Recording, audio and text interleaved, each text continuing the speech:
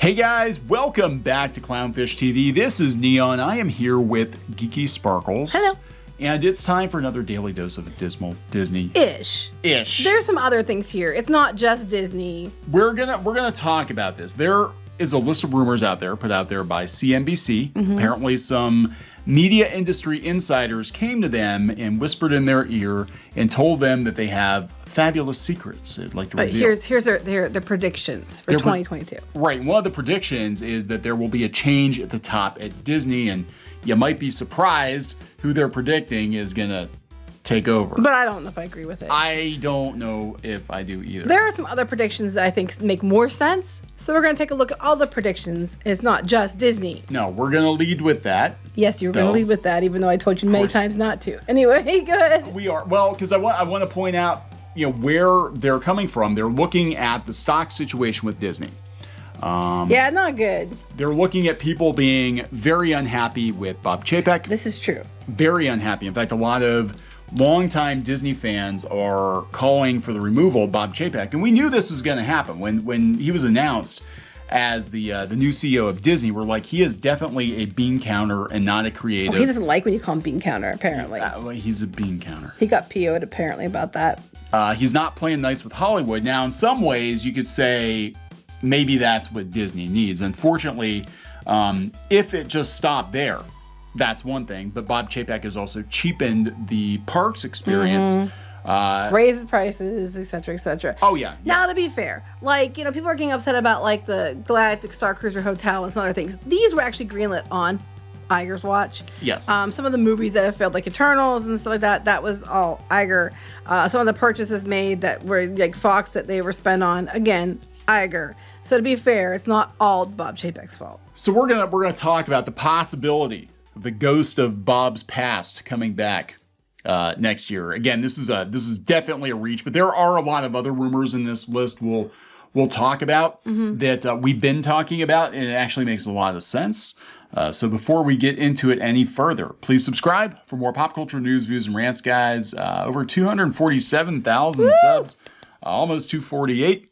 We do talk about Disney quite a bit, and it's been a really rough ride the last couple of years. It's the roughest ride in the wilderness. Disney. Yeah, it has been. In one of the roughest patches they hit, obviously it was the pandemic, okay? And I guess it was right before the official start of the pandemic, they swapped Bobs. They switched out Bob Iger for Bob Chapek, who had been in charge of just the theme parks at that point. And, both of those guys, and this was announced on CNBC, by the way. And both yes. Yeah, both of those guys look like deers in the headlights. Well, yeah, it was funny. Chapek looked like he crapped himself, and Iger looked like someone beat his dog.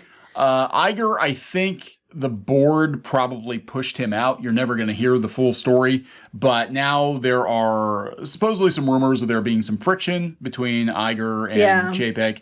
And Iger's out the door for good at the end of the year, and they have a woman replacing him, I guess, and they were doing a big story. Hey, it's a woman chairman of the board. But now the rumors are surfacing that he actually could come back. Well, they're guessing. Could, possibly. That's someone's prediction. Here's the thing, though. How bad would it look on Disney if they go about diversity and inclusion, they had to replace him with a woman on the board, and they bring him back to CEO? Wouldn't it be better to hire a very, very diverse person? It would be. Than a white guy? It would be. Because, that's bad. Twitter will tell you. So let's look at this list. Again, these are rumors. These are not our rumors. But it's interesting because some of this stuff, you can kind of see it happening already. And we've talked about it, especially when it comes to the streaming wars. Oh, yeah. Some of these I think are completely legit. Yeah. So number one is Roku buying Lionsgate. We've talked about Lionsgate being for sale. And Lionsgate hasn't always done great. No, it hasn't, and Roku is making more of its own content, which is kind of weird. But you think about it, Roku is kind of like Amazon in that way, where they get everybody using their service or buying their devices, or Apple. Everybody's got a Roku box or Roku stick or a TV that runs Roku, so why not make your own stuff, too? And personally, I've been watching Roku channel, I think, more than Hulu at this point. You have been. And they bought up, was it Quibi stuff, apparently? Yeah. And they're on a shopping spree, so it kind of sounds like it could happen. I mean, it would make sense. This one actually makes sense. This one makes sense because we're gonna the key thing that seems to be happening here is that all these media companies, these streamers, are all going to consolidate. Now, it's good for them, bad for consumers, I think, because that means all your media is coming from 2 or 3 sources. And eventually it's going to be like Highlander and everything's going to be Disney. It's all like Highlander. Everything's going to be Disney. Well, I don't know. Can they buy more without and it get through? Because they barely got through the Fox deal because they thought it was like antitrust or whatever, monopoly or whatever the hell it was. Yeah, I don't know. So Roku shares have fallen flat. Now I heard another rumor, this was a couple of months ago, that Comcast was actually looking into buying Roku. Because they figured everybody's already... Because, what's going on is people are cutting the cord, and they're using Roku to cut the cord. So Roku could still buy Lionsgate, and then Comcast buy them out. Or Comcast could buy Roku, and then turn and buy Lionsgate. Or none of this could happen. This is all just, But this one sounds plausible. Okay, so this is the big rumor. This is what we're leading with, because this one it sounds ridiculous, but again... People really, really want Iger back, so... Yeah, I mean, remember that tweet from WDW News Today where, they reacted to that. They're like, oh, my God. Here's the thing. That's true. And here's the thing, you could say, well, they could bring somebody else in that's new. But I don't know if they want to do that because people are so weary over Chapek. And if you bring somebody in, they have no idea or they don't know what they are, who they are, they might get more upset. I mean, Josh D'Amaro, they probably could pull off Josh D'Amaro. He's not a CEO. But he's too friendly with the guests. Yeah. If guests actually like him, I don't know. This one, I wouldn't hold your breath on this one. All right, so let's read this rumor.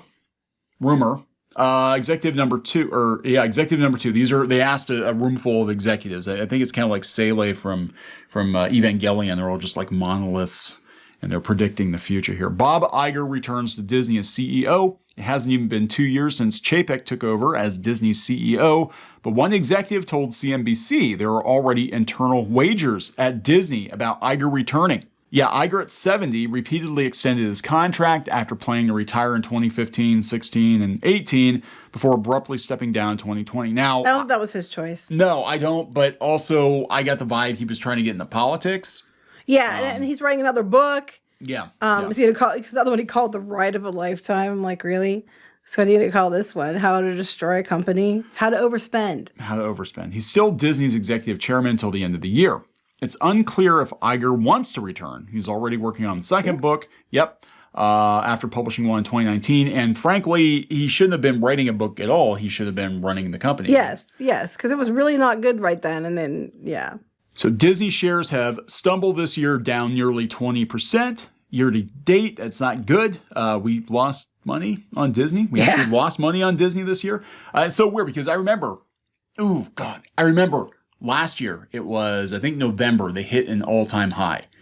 People jumped into our comments. They're like, Disney's fine. Everything's great. They're going to keep going up and up and up. Clownfish, everything's fantastic. It's all great here. Everything's fine. And now they're like dropping off a damn cliff. Like, it's all fine. It's all fine here, really. The magic will return. Iger owns a lot of those shares. Yeah, so he's losing money too. The board and Iger may get restless if Disney Plus growth stagnates and the company continues to have turf tension between executives. That's what the thing about Iger and Chapek, yeah. Yeah, and the thing is that Disney Plus growth has flatlined. Like, Chapek was the golden child as long as Disney Plus kept bringing new subs in, but they're not getting new subs. Mm-hmm. So, they're really kind of stagnating. Now they're pissing everybody off with the theme parks, too. Oh, yeah. Yeah, and that's not gonna. The thing is that even though this was greenlit on Iger's watch, they'll throw Chapek under the bus if this fails. And Genie Plus, actually, I want to point out, Genie Plus is in the works for a while also, so it's not on Chapek either. However, this whole idea where it went from that to now you have to pay for, you can go to the front line if you pay more money per ride and all that shit. People are just getting fed up. Yeah, and that is very Chapek. That's a very Chapek thing. That's so Chapek. That should be a sitcom on Disney Plus. No, because it wouldn't be funny. It wouldn't be. It'd just be like watching A Christmas Carol. He'd be sitting there counting his money. Pretty much. Executives number 3 and 4, Viacom will merge or sell. Now, Viacom, CBS, has Star Trek. Mm-hmm. And they're not doing so hot, I don't think, with Paramount Plus. It's not doing so hot. So they're talking about merging NBC and Viacom CBS, which would be NBCBS, I don't know, but they said that there are regulatory issues with merging two of the big networks, but the networks even matter anymore.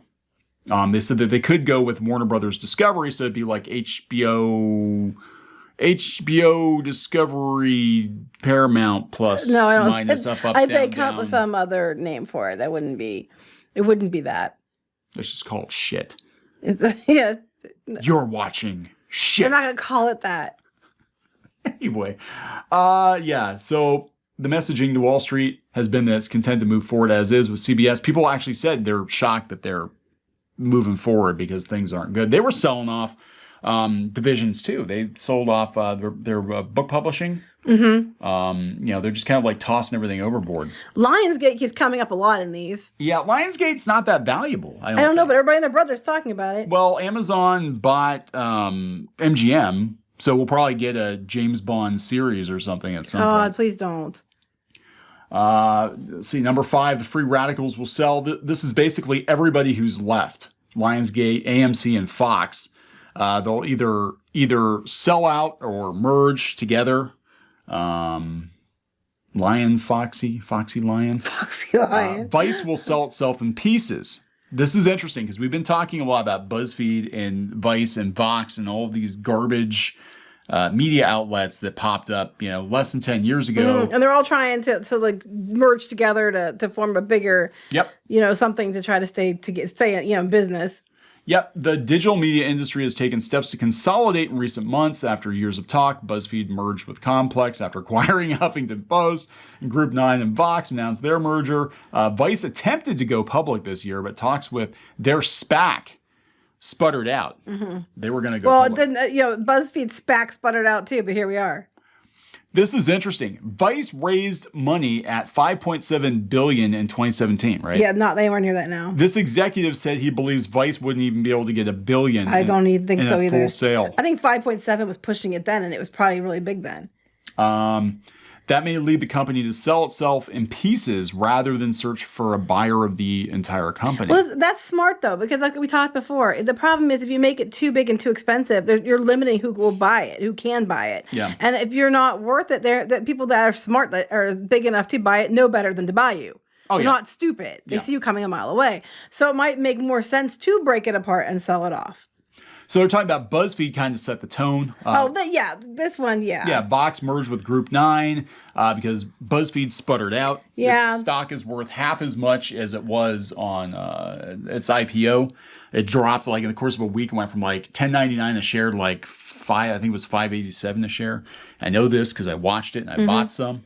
But I don't expect to make a lot of money on that. No. Well, it depends. How bad do these companies want to make sure that they want it to look good for them if they want to come forward? Yeah, well, that's what I was kind of thinking. Is I'm like, well, they'll probably come in and be like, oh, I'm a hero. Look, BuzzFeed's still worth something. It's $12 a share now. I'm like, well, I still made $7 a share, so whatever. SPACs remain tainted from an investment perspective. This executive said Vox could also pursue a standard IPO.